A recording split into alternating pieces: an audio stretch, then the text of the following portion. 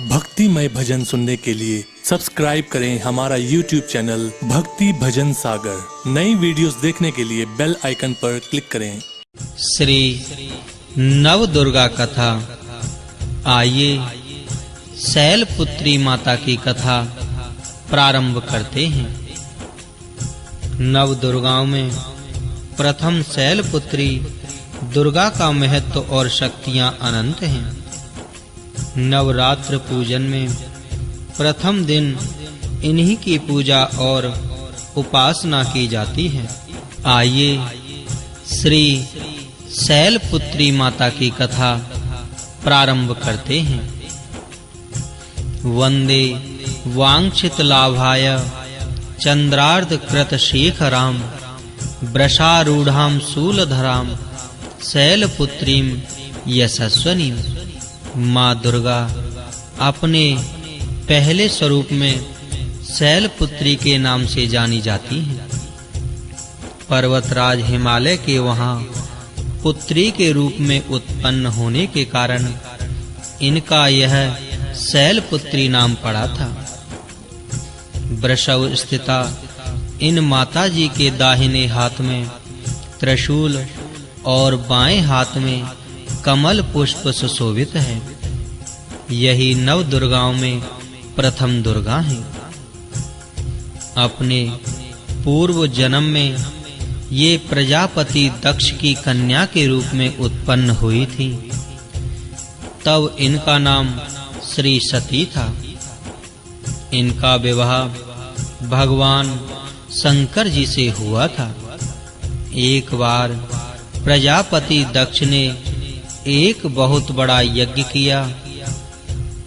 इसमें उन्होंने सारे देवताओं को अपना-अपना यज्ञ भाग प्राप्त करने के लिए निमंत्रित किया। किंतु भगवान शंकर जी को उन्होंने इस यज्ञ में निमंत्रित नहीं किया। माता सती ने जब सुना कि हमारे पिता एक अत्यंत विशाल यज्ञ का अनुष्ठान कर रहे हैं, तब वहां जाने के लिए उनका मन विकल हो उठा। अपनी यह इच्छा उन्होंने भगवान शंकर जी को बताई। सारी बातों पर विचार करने के बाद उन्होंने कहा, प्रजापति दक्ष किसी कारणवश हमसे रुष्ट हैं। अपने यज्ञ में उन्होंने सारे देवताओं को निमंत्रित किया है। उनके यज्ञ भाग भी उन्हें समर्पित किए हैं, किंतु हमें जानबूझकर नहीं बुलाया है, कोई सूचना तक नहीं भेजी है। ऐसी स्थिति में तुम्हारा वहां जाना किसी प्रकार भी श्रेयस्कर नहीं होगा। भगवान शंकर जी के इस उपदेश से माता सती का प्रबोध नहीं हुआ। पिता का यज्ञ देखने वहां जाकर माता और बहनों से मिलने की उनकी व्यग्रता किसी प्रकार भी कम ना हो सकी। उनका प्रबल आग्रह देखकर भगवान शंकर जी ने उन्हें वहां जाने की अनुमति दे दी। माता सती ने पिता के घर पहुंचकर देखा कि कोई भी उनसे आदर और प्रेम के साथ बातचीत नहीं कर रहा है। सारे लोग मुंह फेरे हुए हैं।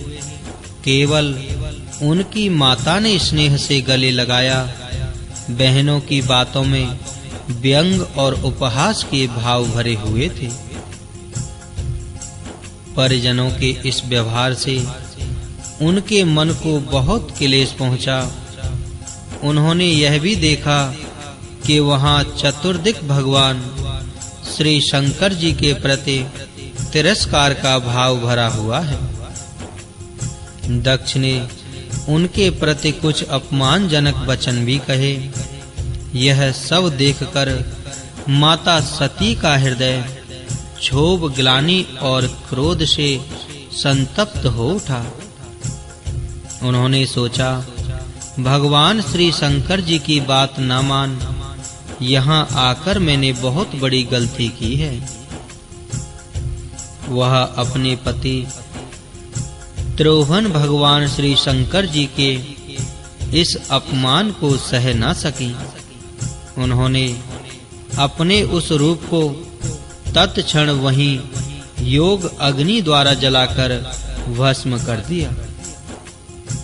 वज्रपात के समान इस दारुण दुखद घटना को सुनकर भगवान शंकर जी ने क्रुद्ध हो अपने गणों को भेजकर दक्ष के उस यज्ञ का पूर्णतः विध्वंस करा दिया। माता सती ने योगाग्नि द्वारा अपने शरीर को भस्म कर अगले जन्म में शैलराज हिमालय की पुत्री के रूप में जन्म लिया। इस बार वह शैलपुत्री नाम से विख्यात हुई। माता पार्वती जी हेमवती भी उन्हीं के नाम हैं। उपनिषद की एक कथा के अनुसार इन्हीं ने हेमवती रूप से देवताओं का गर्भभंजन किया था। शैलपुत्री देवी का विवाह भी भगवान श्री शंकर जी से हुआ। पूर्व जन्म की भांति इस जन्म में भी वह भगवान शिव जी की अर्धांगिनी बनी।